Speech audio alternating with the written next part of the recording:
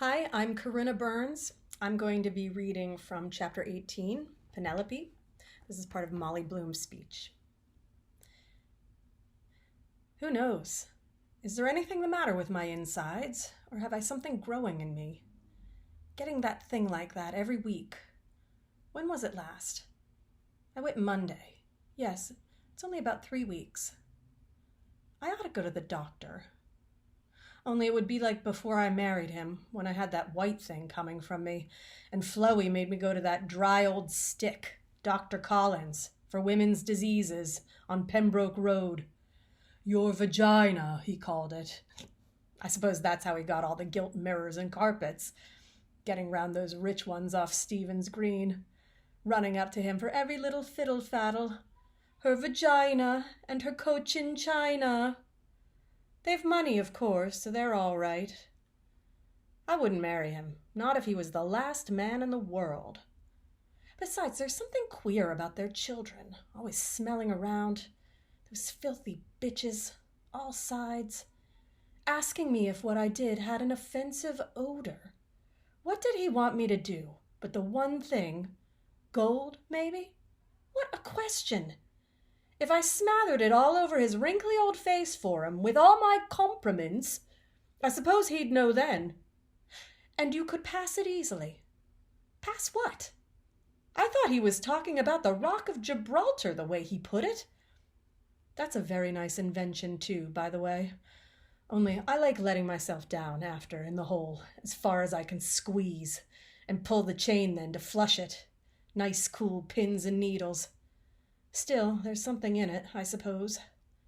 I always used to know by Millie's when she was a child whether she had worms or not. Still, all the same, paying him for that. How much is that, doctor? 1 guinea, please. And asking me had I frequent omissions. Where do these old fellows get all the words they have? Omissions. With his short-sighted eyes on me, cocked sideways. I wouldn't trust him too far to give me chloroform or God knows what else. Still, I liked him when he sat down to write the thing out, frowning so severe, his nose intelligent like that. Oh, you be damned, you lying strap. Oh, anything, no matter who, except an idiot. He was clever enough to spot that, of course. That was all thinking of him and his mad, crazy letters. My precious one, everything connected with your glorious body, everything underlined, that comes from it is a thing of beauty and of joy forever. Something he got out of some nonsensical book that he had. Me, always at myself, 4 and 5 times a day sometimes. And I said I hadn't. Are you sure? Oh, yes, I said, I am quite sure, in a way that shut him up. I knew what was coming next. Only natural weakness it was. He excited me. I don't know how. The first night ever we met, when I was living in Rehoboth Terrace, we stood staring at one another for about 10 minutes, as if we met somewhere. I suppose on account of my being Jewess-looking after my mother. He used to amuse me, the things he said, with the half-sleuthering smile on him. And all the Doyles said he was going to stand for a member of Parliament. Oh, wasn't I the born fool to believe all his blather about Home Rule and the Land League, sending me that long strool of a song out of the Huguenots to sing in French, to be more classy. Au beau pays de la Touraine, that I never even sang once, explaining and rigmaroling about religion and persecution. He won't let you enjoy anything. Naturally, then, might he, as a great favor, the very first opportunity, he got a chance in Brighton Square, running into my bedroom, pretending the ink got on his hands, to wash it off with the Albion milk and sulphur soap I used to use, and the gelatin still round it. Oh, I laughed myself sick at him that day. I better not make an all-night sitting on this affair. They ought to make chambers a natural size, so that a woman could sit on it properly. He kneels down to do it.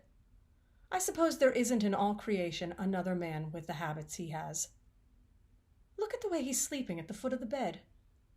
How can tiny without a hard bolster. It's well he doesn't kick, or he might knock out all my teeth.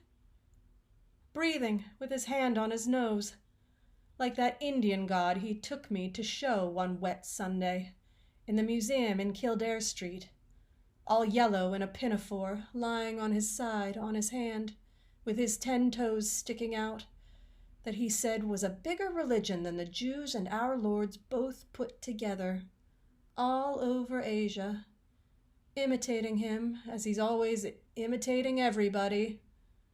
I suppose he used to sleep at the foot of the bed too, with his big square feet up in his wife's mouth. Ah, oh, damn this stinking thing anyway. Where's those napkins are? Ah, yes, I know. I hope the old press doesn't creak. Ugh, I knew it would. He's sleeping hard. Had a good time somewhere. Still, she must have given him great value for his money. Of course, he has to pay for it from her. Ah, this nuisance of a thing. I hope they'll have something better for us in the other world.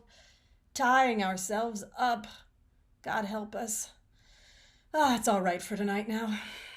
The lumpy old jingly bed always reminds me of old Cohen. I suppose he scratched himself in it often enough. And he thinks Father bought it from Lord Napier, that I used to admire when I was a little girl, because I told him, easy piano. Oh, I like my bed. Happy Bloomsday from the Rosenbach Museum.